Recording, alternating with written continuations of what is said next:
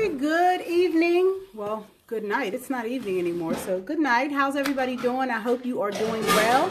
Thank you so much for joining me on my very first live video for my 15-day live video series. I appreciate you for joining in. I'm just going to go ahead and invite some people, so if you can just be patient with me. I hope you had a great week. It was really interesting deciding to start this Friday, which is typically a day that I just kind of chill out and don't do much of anything. But I said December 1st was on a Friday, so that was the day I was going to start. So I hope you guys are having a great evening. Like I said, I'm just inviting some folks to join our conversation, and then I will get started.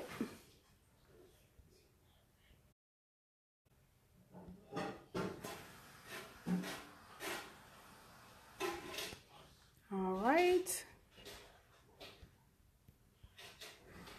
Hello. So if you hear any noise in the background, it's just my kids washing dishes. They are washing dishes as they prepare to make their descent to their bedrooms to go to bed. So thank you for joining me. Thank you for joining me. Thank you for coming on to talk about insecurity with me tonight. So I'm going to be talking about my own insecurities as well as how to remove insecurity from your life. Well, I guess maybe not how to, but how to know if you are, in fact, an insecure woman. So I'm not a shy person when it comes to talking about my emotions and when it comes to talking about the things that I struggle with. And insecurity is one of the things that I have struggled with in the past. This past summer was a time I really was able to take a big leap on myself, because I decided that I was going to come up with a mission for the summer of overcoming my own negative thoughts. And hey, Takia, once I decided that, I kind of started just doing some deep digging in my own soul, in my own spirit, and in my own mind, and figuring out that I was really struggling with insecurity. I was struggling with a feeling of not feeling grounded, of not feeling centered, of not always feeling protected. So once I kind of realized that, I was able to really start making some decisions in my daily life that helped me to overcome it and to really figure out where it was stemming from, and then to take some action steps to actually start overcoming insecurity. And so the first thing I kind of wanted to talk about is, what is insecurity? Because I think a lot of people think that, oh, I'm not insecure, I don't have problems with insecurity, until they begin to really understand what insecurity is. And I would venture to say that the average black woman in particular, because you guys know that I have a special place in my heart for my brown mamas, for my black women. I am a woman. If you don't know me, my name is Muffy Mendoza, and I run the support group Pittsburgh Brown Mamas. And I have a special place in my heart, hey Tiff, for black women. And mostly everything that I do is on behalf of black women. So with that understanding, I would say that the average black woman is really struggling with insecurity. And sometimes she knows it and sometimes she doesn't. And it manifests itself in a myriad of ways. But what is insecurity? And the definition I kind of came up with after I wrote a whole chapter in my forthcoming book about insecurity and my own struggles with insecurity and how I was overcoming it. And I would say that insecurity is an internal feeling of not being grounded, firm, or protected. So it's an internal feeling that you have, that you don't feel centered in your own life. That you may, and I wrote down that it oftentimes manifests itself in confusing and unorganized thoughts. And when I say that, I mean a heavy mindset. When you don't have grounding, when you don't feel as if your space in the world is defined, or that you've been able to define that oftentimes results in having confused and unorganized thoughts that you are not able to, make constructive or productive in a way that they can, manifest great things in your life. Oftentimes insecurity manifests itself in physical illness, because oftentimes I think that we forget we have a tendency to objectify and to separate our physical bodies from our spiritual bodies, and not realizing that they are one and the same. And oftentimes when you are having an issue in your spirit, in your spiritual life, it manifests itself in physical illness. And I think that happens a lot with us mamas. And, we think we have a cold, we think we're having indigestion, not realizing that may be, manifesting itself from something that we're feeling down in the inside, insecure feelings that we may be having. Insecurity also manifests itself in the attraction to other insecure folks. So if you're one of those people that is constantly wondering why you're finding yourself in the company of people who also are insecure, or people who also don't have grounding in their lives, people who also, find it very difficult to manifest the things that they want, a lot of times that's because you yourself are suffering with insecurity. Because as we all know, when you put down when we put out energy, it comes back to us. Karma is real. So when you put energy out there, it comes back to you. And sometimes, hey, Heather, it may come back to you in the form of more insecurity from other folks. So that's definitely real. And I also wrote down people that are insecure also have a constant fear that no one will understand. There's a book that I'm reading right now. It's called The Outliers. And one of the main themes in the book he talks about is oftentimes successful people are people who are not afraid to push boundaries. But they're also people who are not afraid to buck up against authority. And insecure people are oftentimes the exact opposite. They're people that are always afraid to do something because they're afraid of what other people think.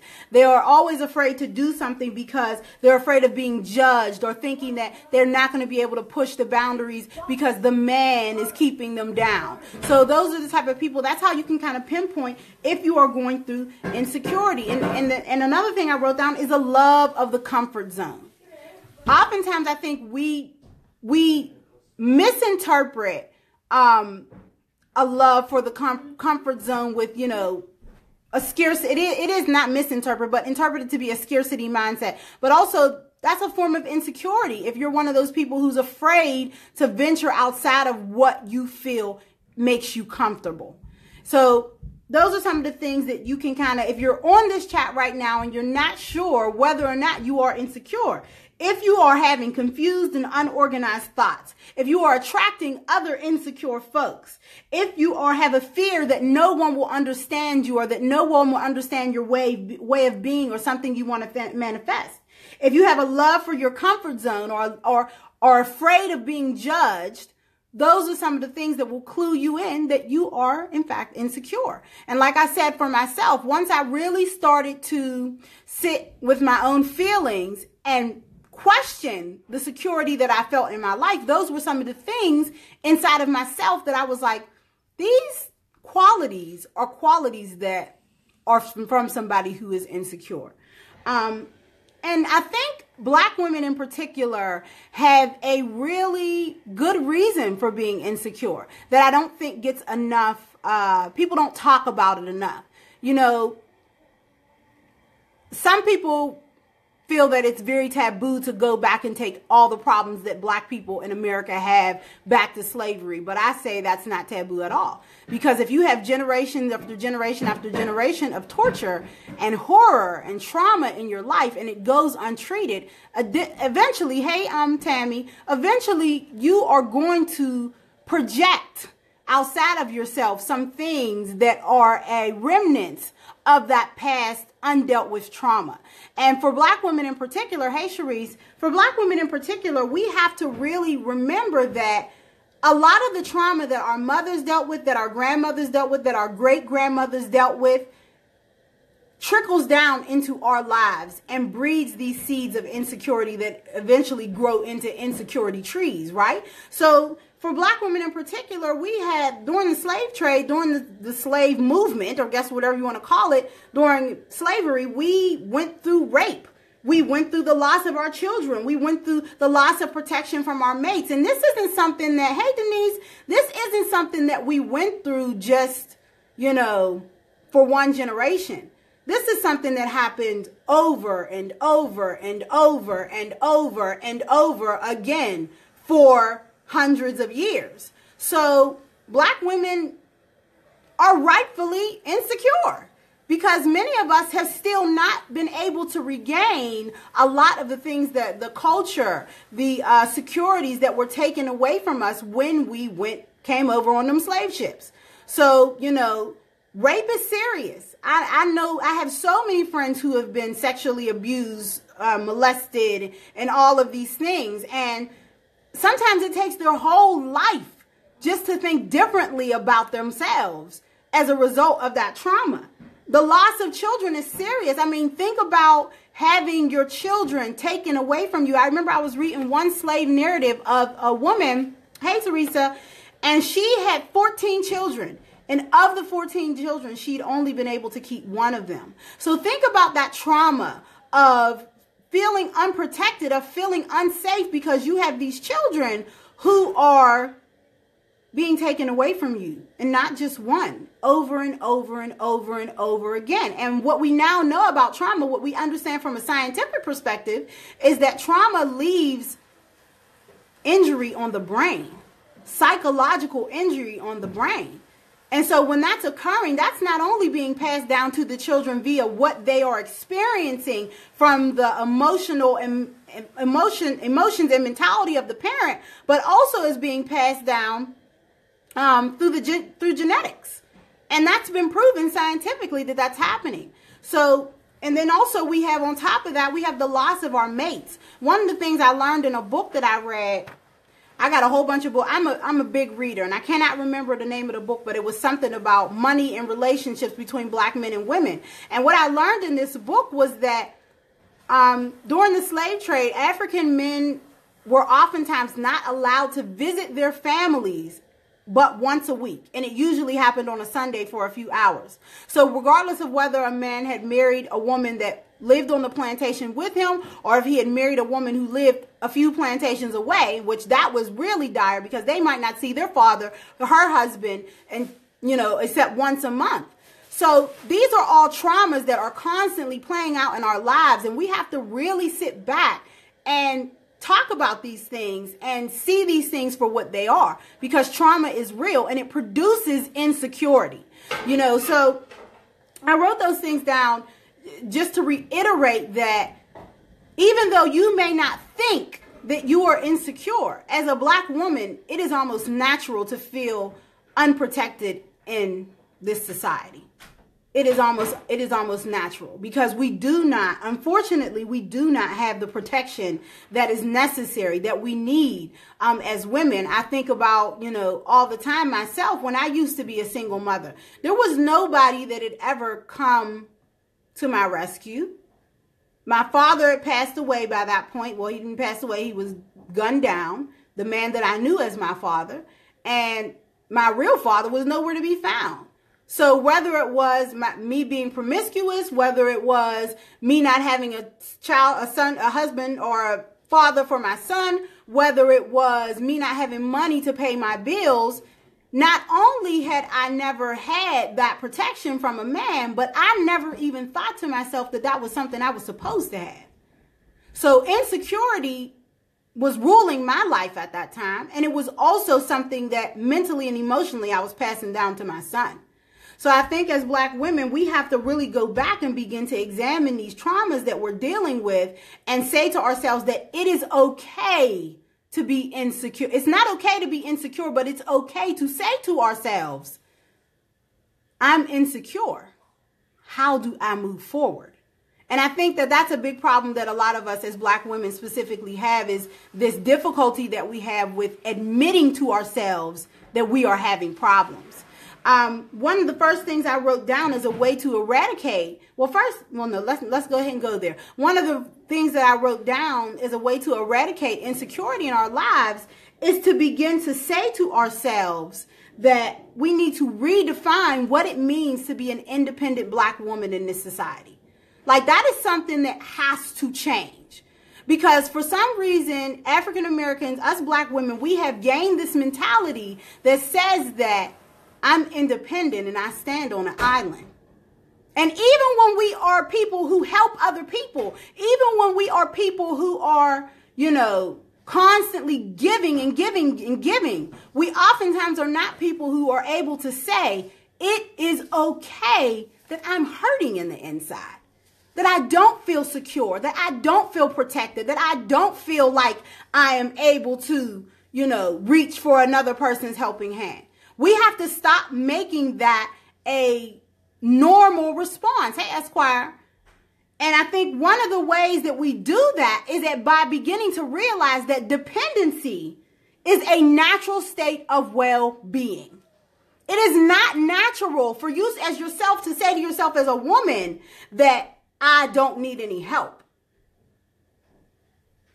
That's not natural. That's not womanly. It's not graceful. It's not realistic to say to yourself, I have these feelings in my inside that I need to deal with, but I'm not going to ask for help because I'm afraid of what somebody is going to think about me. Like, that's something as black women we have to get over and under and put it in the middle of the street, let a bus run it over and track it down to another neighborhood.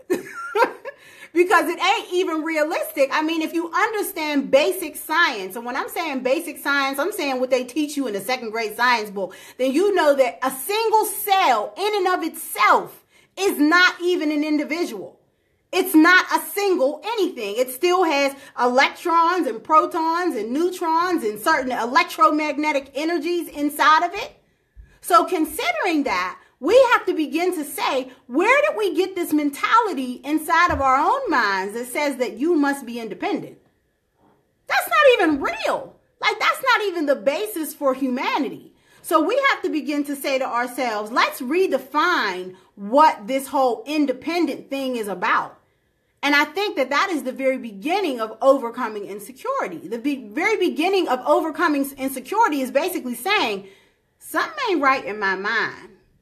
The way I'm thinking about my life is not productive, and it is harming me both physically, emotionally, mentally, spiritually. It's harming my soul. And so when you're able to kind of admit that, when you're able to say to yourself, this ain't cool, the very next thing you need to do is reach for help. And I'm not saying you got to go get a therapist. I'm not saying you got to go take some medication. I'm just saying let a sister know. Like, find that closest sister to you that you know is not going to be judgmental of you. And if you know she's going to be judgmental, at the end of the day, who gives a damn? Because chances are she's struggling with her own insecurity that she don't know nothing about.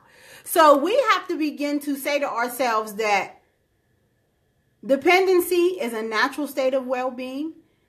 And even if I'm having these feelings of insecurity inside of myself, it's okay for me to say I'm hurting. I read an article a few weeks ago that one of my good girlfriends, Sister Jessica, had sent to me about busyness in our society.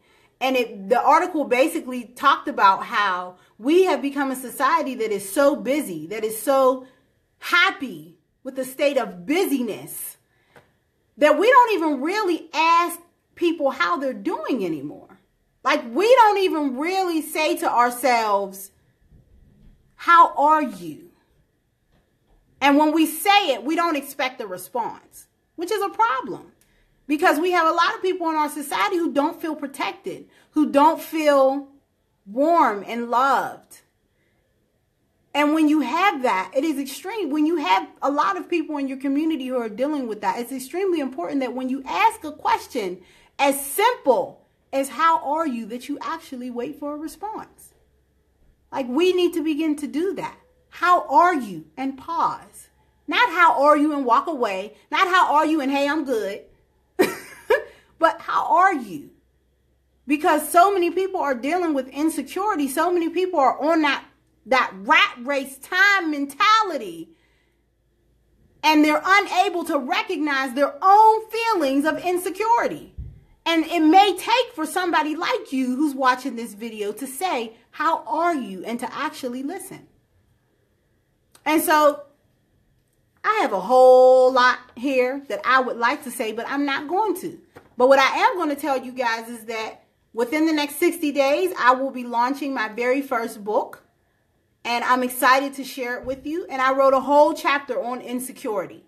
And specifically the insecurity that I've dealt with. Because I am not an island.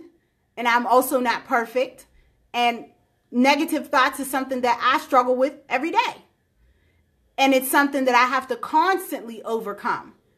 And it's something I have to constantly work at. And I hope that you guys will also work at it. And don't be afraid to admit I'm insecure. I don't feel protected. I don't feel worthy right now. That's okay. It's okay to say that. But what you also need to be doing in the very same thought, in the very same moment that you speak to that, is saying, who can I talk to about this? How can I get another perspective? Thanks, Tiff. And I think that will make all the difference with dealing with your feelings of insecurity and realizing that for Black women, it's kind of a part of being a Black woman to be insecure right now. But that doesn't mean you have to stay there. You know, it's real that we feel unprotected. It's real that we have not been protected for hundreds of years. It's a very real thing. But there are other sisters out there. There are other people out here there, you know, that care.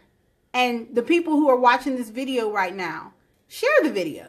Let other people know that it's okay to grapple with feelings of insecurity. It's just not okay to stay with it. So that's what I got for y'all tonight. I promised myself I was not going to make these videos super long, even though I have I'm going to show y'all. I got 2 pages of stuff I could talk about. But I'm not going to do it to y'all. I'm not going to do it. Thanks, Tammy. So I love y'all to life. I want y'all to have an excellent good night. I'll be back on here tomorrow at 9 p.m.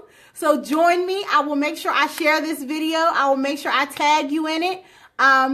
Join me 9 p.m. tomorrow. Muffy will be live tomorrow. What is tomorrow's topic? I want to say tomorrow's topic is, why are Black moms so busy? So I'm going to wait for y'all tomorrow.